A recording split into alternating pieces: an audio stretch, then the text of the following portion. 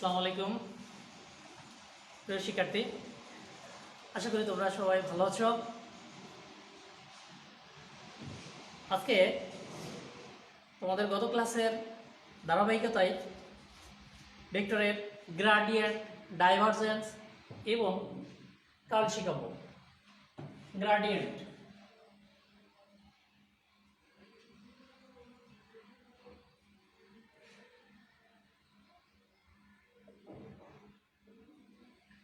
এই gradient, divergence এবং curl সম্পর্কে আলোচনা করার পূর্বে আমি দ্বিতীয় ক্লাসে তোমাদের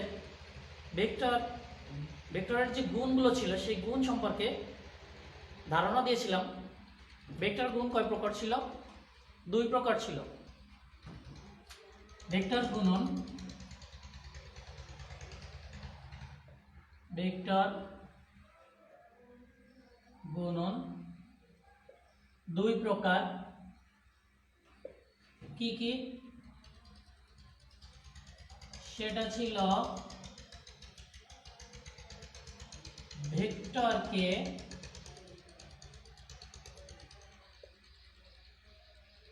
স্কেলার দ্বারা গুণ আর ভেক্টরকে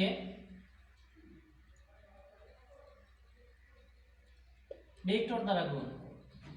তো আমরা যখন ভেক্টরকে স্কেলার দ্বারা গুণ করেছিলাম তখন সেখানে ভেক্টর রাশি পেয়েছিলাম। আবার যখন আমরা ভেক্টরকে ভেক্টর দ্বারা গুণ করেছিলাম তখন কখনো ভেক্টর পেয়েছি, কখনো স্কেলার রাশি পেয়েছি।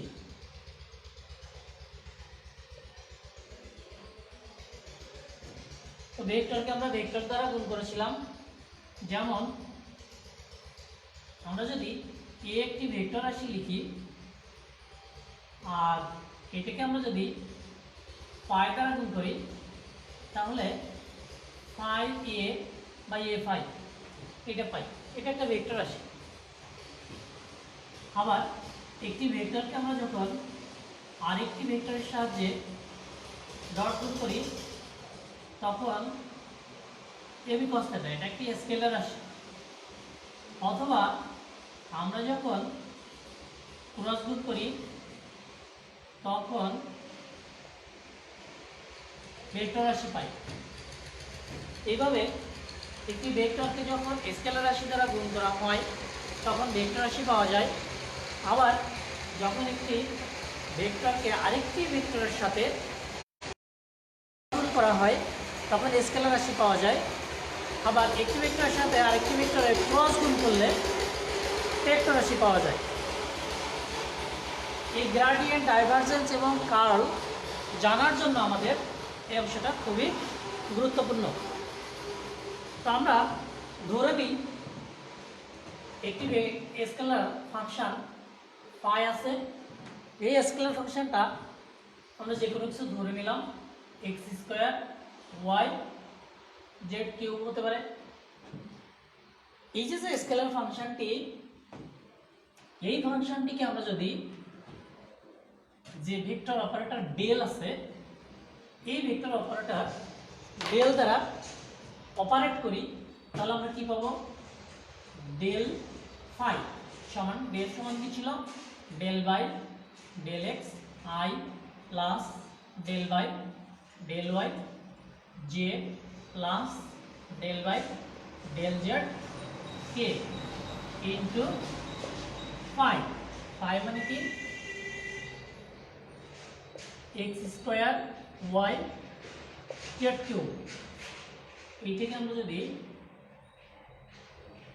আলাদা করে দিই, X square Y Z cube I plus del by del Y X square Y Z cube J plus del by del Z X square Y Z cube K. এখন এটাকে আমি যদি ডিফারেন্সিয়েশন করি তাহলে এটাকে পাবো 2xy z cube I plus x square z cube j plus 3x square y z square k। এটাকে differentiation করলাম। এই ডিফারেন্সিয়েশনের সূত্রটা আমরা যদি লিখি তাহলে d dx of x to the power n সমান n x to the power n minus 1, অর্থাৎ x কিউব যদি হয় তাহলে এই পাওয়ারটা নিচে চলে আসবে আর এই x এর পাওয়ার 1 কমে যাবে। এটা সূত্র, এটা একটা উদাহরণ সূত্র। এটা ডিফারেন্সিয়েশনের সূত্রটা আমরা এখানে ইউজ করলাম। এই যে এই স্কেলার ফাংশনটিকে ডেল অপারেটর দ্বারা আমরা অপারেট করলে আমরা কি পেলাম, একটা ফলাফল আসলো।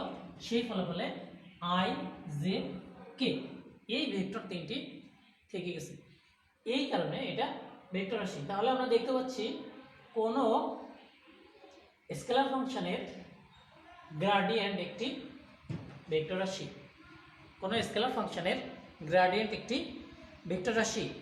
তাহলে আমরা সংজ্ঞাটা কিভাবে দিতে পারি?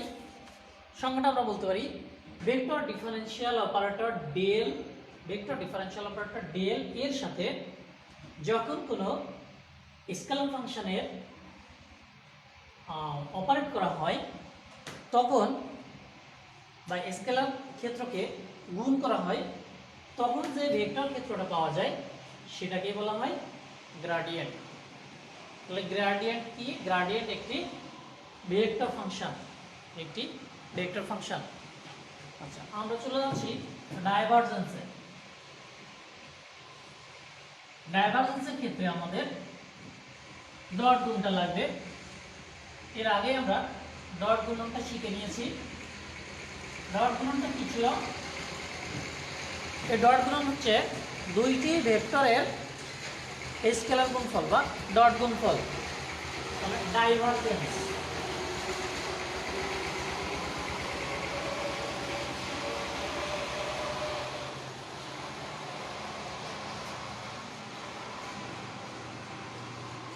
ডাইভারজেন্স ধরে নিই আমরা এ একটি ভেক্টর রাশি, এ একটি ভেক্টর রাশি 2xi plus 4yj plus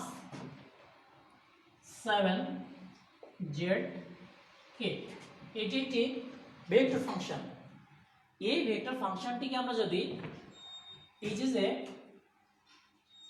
vector operator del ছিল, এই ডেলের সঙ্গে ডট গুণ করি, এই ডট গুণ দিলাম, এই ডট চিহ্নটা অবশ্যই ব্যবহার করতে হবে।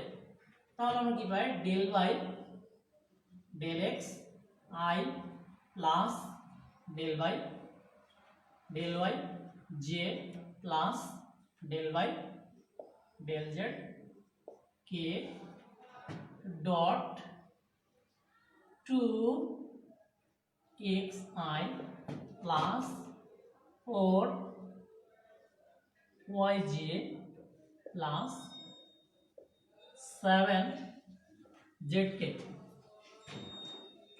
এটাকে যদি ডট গুণ করি তাহলে আমরা কি পাবো? এইটার সঙ্গে এইটার ডট গুণ, অর্থাৎ 2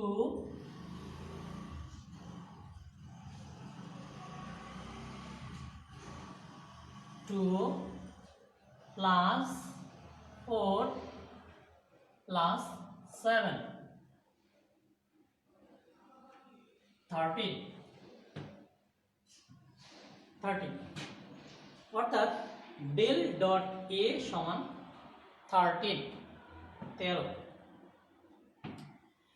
এই যে দেখো, এই ফাংশনটা ডেল ফাংশনটার সাথে এই এ ফাংশনটার ডট গুণ করলাম, এই ডট গুণ করার ফলে কি পেলাম, রেজাল্ট আসলো আমাদের একটি স্কেলার ফাংশন। তাহলে আমরা দেখতে পাচ্ছি এই স্কেলার ফাংশনটিকেই ডাইভারজেন্স বলা হয়। অর্থাৎ কোনো ভেক্টর ফাংশনকে যদি কোনো ভেক্টর ডিফারেনশিয়াল অপারেটর ডেল এর সাথে অপারেট করা হয় তাহলে যে ফলাফল আসে সেটাকে বলা হয় ডাইভারজেন্স। এই ডাইভারজেন্স একটি স্কেলার রাশি। এই ডাইভারজেন্স সাধারণত বেগের নতিমাত্রা প্রকাশ করে, ডাইভারজেন্স ভলিউম বা আয়তনের নতিমাত্রা প্রকাশ করে। যখন ডাইভারজেন্স শূন্য হয় তখন সেই ফাংশনটিকে বলা হয় সলিনয়েডাল। এই ডাইভারজেন্স সাধারণত একটি সেন্টার, একটি পয়েন্ট বা বিন্দুর আয়তন নির্দেশ করে। আমরা যদি এরকম একটা চিত্র দিয়ে দেখি, এই বিন্দুটা ধরি, তাহলে ডিএল ডট এ এটা যদি পজিটিভ হয়, এটা এ না দিয়ে আমরা যদি ভলিউম ভি দিই তাহলে কি হবে, ভলিউম ভি মানে আয়তন বৃদ্ধি। আয়তন বৃদ্ধি মানে কি, আয়তনটা এই দিকে বৃদ্ধি পাচ্ছে, এই দিকে চলে যাচ্ছে। এর যে পার্টিকেল গুলো আছে দূরে চলে যাচ্ছে, অর্থাৎ আয়তনটা বেড়ে যাচ্ছে। যদি এই জায়গার আয়তন বেড়ে যায় তখন ঘনত্ব কি হবে, কমে যাবে। অর্থাৎ ডেল ডট ভি যখন পজিটিভ হবে বা ডাইভারজেন্স যদি পজিটিভ হয় তাহলে এই ফাংশনের কি হয়, এই ফাংশনের বা এই তরলের, এখানে আমরা যদি তরল ধরি তাহলে এই তরলের আয়তন বৃদ্ধি পায়, ঘনত্ব হ্রাস পায়। আবার যদি আমরা অন্য একটা চিত্র দিয়ে দেখি, সেন্টার পয়েন্ট, আয়তনটা এদিকে সংকুচিত হচ্ছে। যখন আয়তন সংকুচিত হবে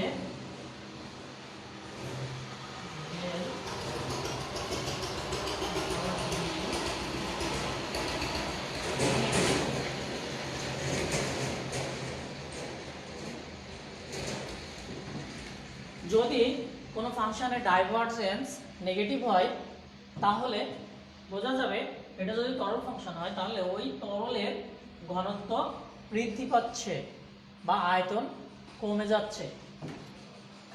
আবার যদি গ্রাফটা এরকম হয়,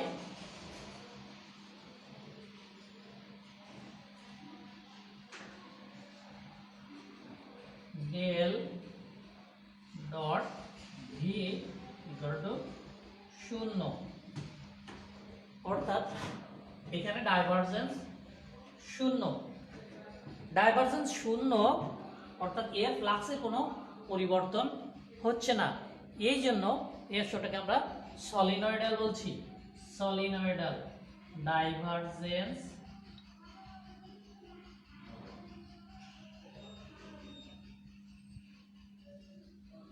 শূন্য, সলিনয়েডাল।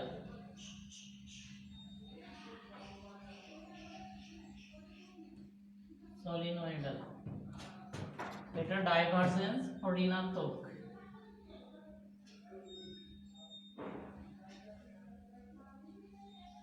ডাইভারজেন্স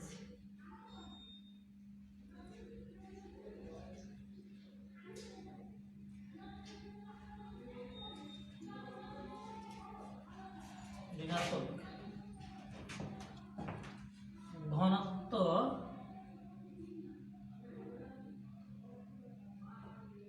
আয়তন হ্রাস বা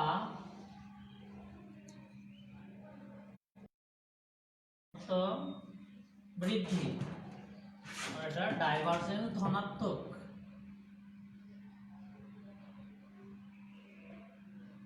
ডাইভারজেন্স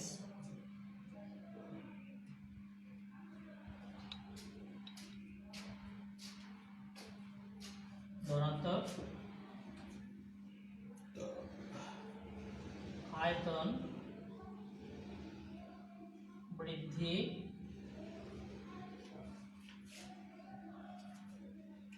ঘনত্ব হ্রাস।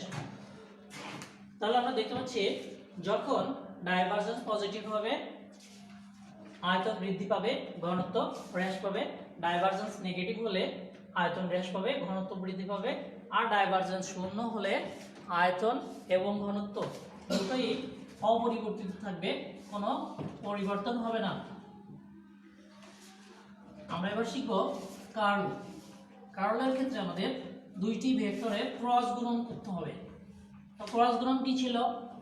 যখন দুইটি ভেক্টরকে ক্রস গুণন করেছিলাম তখন সেখানে নতুন একটি ভেক্টর রাশি এসেছে। যদি আমরা একটা ভেক্টর রাশি ধরে নিই,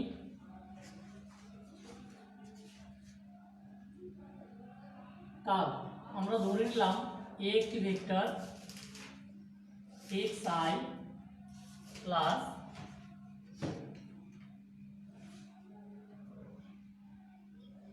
yj plus zk।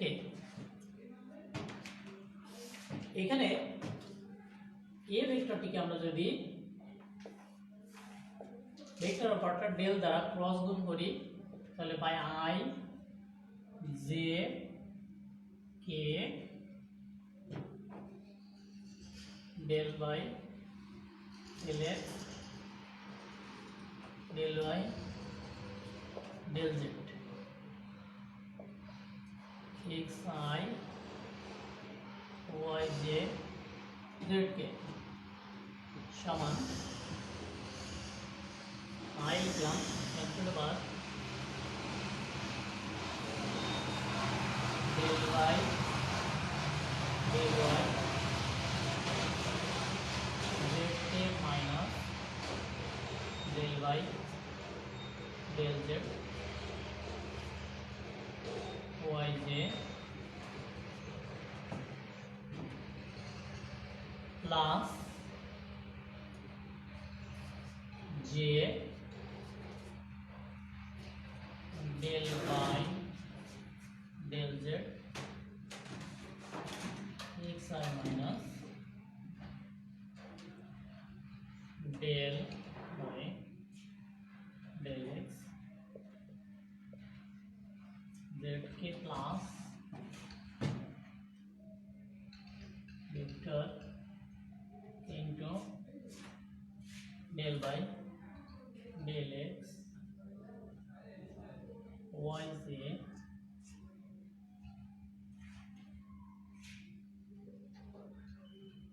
minus del y del y x I সমান এটিকে ডিফারেন্সিয়েট করলে 0 এটা 0 এটা 0 এটা 0 এটা 0 এটা 0 অর্থাৎ সবগুলো 0 হয়ে যাচ্ছে। অর্থাৎ যখন কোনো ভেক্টর ফাংশন দ্বারা কোনো ভেক্টর ফাংশনকে যখন del operator vector operator del এর সাহায্যে ক্রস গুণন করা হলো তখন এখানে যদি 0 না হতো তাহলে এই ফাংশনটা একটি ভেক্টর ফাংশন হতো, এই ফাংশনটা একটি ভেক্টর ফাংশন হতো। এখানে 0 হয়ে গেছে এজন্য আমরা ভেক্টর না এটা স্কেলার ফাংশন হয়ে গেছে। তো এই ধরনের অপারেটরকে বলা হয় কার্ল। অর্থাৎ কোনো ভেক্টর ফাংশনকে যখন ভেক্টর অপারেটর ডেল এর সাহায্যে ক্রস গুণন করা হয় তখন সেটাকে বলা হয় কার্ল। এই কার্ল দ্বারা বোঝানো হয় ঘূর্ণন। যখন কোনো ভেক্টর ফাংশনের কার্ল শূন্য হয় সেখানে ওই ক্ষেত্রে কোনো ঘূর্ণন সৃষ্টি হয় না, অর্থাৎ কার্ল শূন্য হয়ে যাওয়া মানে ভেক্টরটি অঘূর্ণনশীল। এভাবেই আমরা ভেক্টর রাশির গ্রেডিয়েন্ট, ডাইভারজেন্স এবং কার্ল নির্ণয় করতে পারি। তো শিক্ষার্থী বন্ধুরা, আজকে এ পর্যন্ত। তোমরা সবাই ভালো থাকো, সুস্থ থাকো। নেক্সট ক্লাসে আমরা ভেক্টর রাশির অঙ্কগুলো সম্পর্কে ধারণা দিব। তো আল্লাহ